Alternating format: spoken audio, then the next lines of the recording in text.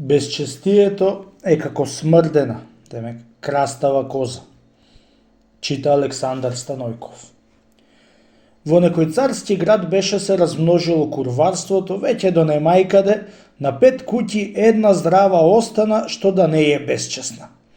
Честните домаќини набргу чинеа давија на суду да се стори мукает, за да го запри тоа зло, оти сиот град ќе си му леиса од тоа лошо и може да го налута Бога за тој лош грев што го прават, та да и потопи како што ги потопи Сомор и Гомор, ама безчестните мажи и жени се отимале пред судо со овие зборови. Што и боли газо, со опроштение, комшиите за нас, джанамоти, ние сме биле безчестни? Тие нека си бидат честни, та ние, ако сме безчестни, секоја коза си виси за својата нога на касапница.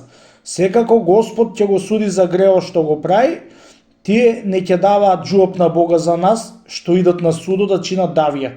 Е речено, кој што чини ќе најди и не судете да не бидете судени. Со ваквие зборови и друзи зборови што се отимале безчестните луѓе пред судо, и судо немал што да му чини. Со денеска, со утре, злото се намножуваше, страшни болести се размножиле, туку така пискотници беше било во градот. Еден ден се изборувале сите чести мажи и жени и се собрале наедно да направиле еден арзол и му го однесле на царов раце. Од кога го пеал царо арзоало, пратил луѓе да и викаат нечестните мажи и жени да ги праша дали вистина се безчестни. Едно и повикал царо безчестните и дошле поеќе од честните та застанале пред царо. Од која ја испрашал работата царо од секоја страна, поверувал царо, оти вистина, имало поеќе безчестни во градот негов отколку честни и почнал да и поучува да се остаат од таа лоша работа и од Бога греота и од свето страното. Честити царе, му рекле, ако е греота, ние на Бога джуоп ќе даваме. Секоја коза за својата нога виси, што мака имаат овие браќа и овие сестри од нас. Ете, за тоа немаат право нашите комшии да се плачат од нас, кога не му гази мечка лозието. Не му украдивме нешто, да не му изедовме, да не му испивме. А ако сме му сториле некоја таква работа, нека кажува да му платиме за 1/10. Од која изслушал царо и нив, се свртел пакот кај честните и прашал што има да каже за тоа нешто. Честити царе, му рекле, вистина, секоја коза се виси за својата нога, ама од една коза краста се скрастува цел буљук кози. Од едно скапано јаболко се скапува цел кош јаболки. Од еден човек од чумата удрен, со стотници луѓе ќе се му лепсаат и ќе умрат. Така и со безчестието на нашиве комшии, со прво беа малцина, а пак сега целиот град еве кај туку се му лепсува.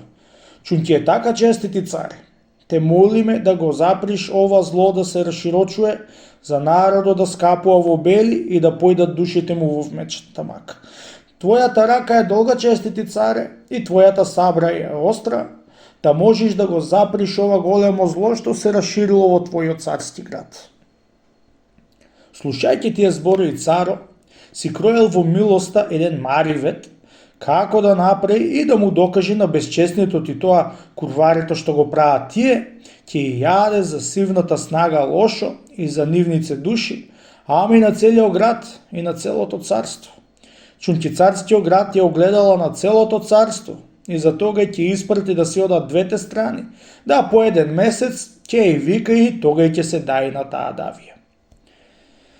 Право си имаат честните луѓе што рекле од една краста коза ќе се скраста цел булук кози, од едно јаболко скапано се скапува цел кош. Си рекол сам со себе царот. Чекај, јас да му направам еден мој маривет, што да му докажам на безчестните, оти лошо прават не само ним, ама и на комшиите и на целиот град. И што маривет ќе му правил царо? Заповедал да се обеси на секој ќоше по една коза заклана за една нога и да се вардат, никој да не исимиње. Царска реч назад не се враќа и во истиот ден обесија на секој ќоше по една заклана коза на по една нога да висат. Бидејќи било летно времето, кое изнаплу лепците, такоа црвосале, Боже, чуј брани, да вријат црвите како некој песп цојсан, такоа се смрделе до немајкаде, не се траело од лошата смрдеја, нити по сокаци се одело, нити по куќите се седело. Од таа пуста смрдеја, прештија луѓето да бегаат од град надвор и до најпосле се собраа мнозина луѓе и отишле при царо да чинат давија за козите да се исфрлат од град надвор, инаку сите ќе бегаат од градот. Во тој саат царо повикал честните дауджи и безчестните што и судеше царо пред неколку дни, та прво и праша дали му е мака од смрдејата на обесените кози. Мака ни е, честити царе, мака ни е, му рекле безчестните. Те молиме еден саат понапред заповеде да се исфрлат од град надвор. А бре, пријатели, му рекол царо. Лели вие ми велевте некнеоти секоја коза ќе виси за својата нога? Ете и тие кози кај си виса за својата нога. Што ви е мака сега вам, оти си виса за своите нози? Ами ќе речете вие, оти ни смрди. Смрди, не смрди, тие си смрдат вам, што ви е мака? Ете, така, пријатели, и вие сте така како смрдените кози со вашето безчестие. Смрдите на комшиите и на целиот град. Затоа и обисив козите, да ви докажам нагледно ти голем пакос правите на целиот град со вашето безчестие. А ако не се оставите од тоа зло за напред, да знаете дека и вие ќе бидете исфрлени од градо, како што ќе се исфрлат денеска смрдливите кози. Кога чуја и видоа тоа нешто безчестните, на часот беше му влегла една убава мисла и почнале да се оставаат од тоа големо зло што беа го ватиле и си станале честни и повалени. Ете, како човек на човека му е анđел и човек на човека ѓавол.